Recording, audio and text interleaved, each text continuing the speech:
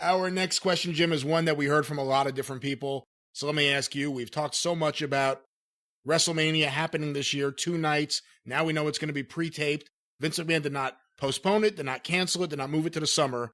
What do you think of Tony Khan and AEW postponing Blood and Guts?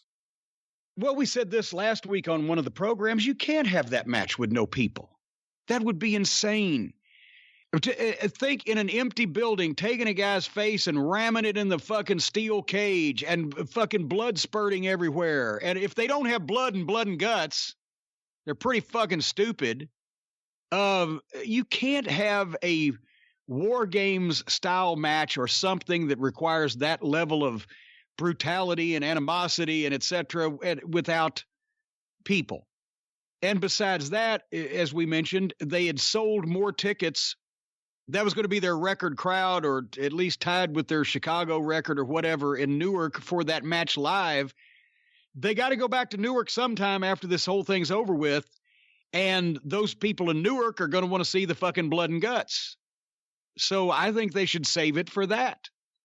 But can you just the whole idea of staggered entrances into a cage and the heel team having the advantage and then the baby faces trying to make a comeback and etc. with no people, that doesn't work.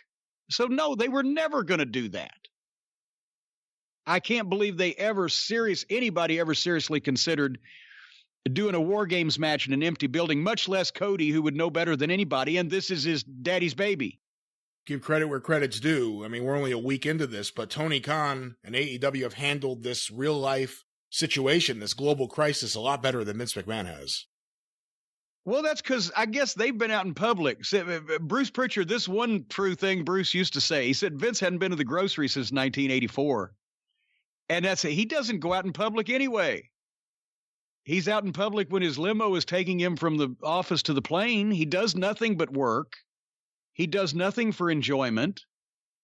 And he just refuses to admit defeat. But in this case, this has whipped even WrestleMania's ass. He won't admit it.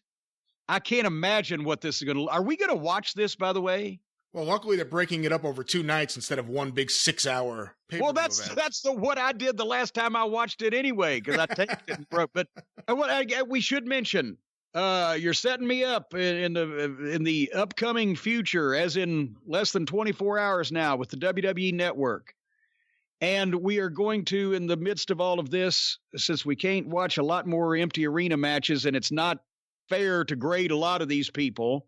Some of them, yes, it's fair to grade them under these circumstances. But anyway, we're going to classic events to review. We're going to more current events that I haven't seen. If I haven't seen it, it's new to me to review. Documentaries, different things that we can talk about to keep some programming up for the folks that are sick and shut in, as they used to say.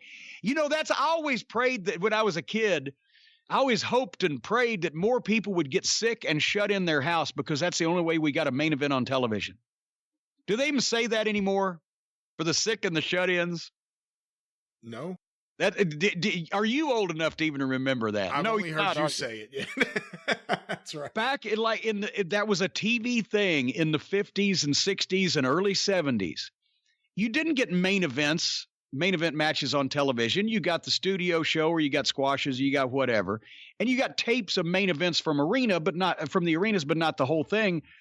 But every time that they would want to do an angle that required there be a main event match book, 2 stars against each other, 2 tag teams against each other for the title or whatever, the announcer, whoever it was, I remember Harry Thornton in Chattanooga on that Chattanooga tape, was big with this. He'd say, for all you folks that are sick and shut in and can't get out to the matches in person, we're going to give you this match right here on television for free. And that was a big fucking deal. So I hope more people get sick and shut in.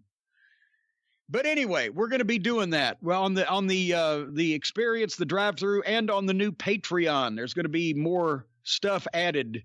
Not only the classic experience and drive-through shows, but we've got audio that we're going to be putting up, and we're going to be doing special shows for the Patreon coming up next month, April, where we review things and give you looks at stuff that is accessible to everybody on the network or YouTube or whatever, so we can have some more fun wrestling to talk about without watching anything involving empty arenas or the Invisible Men, because that's just giving me gas.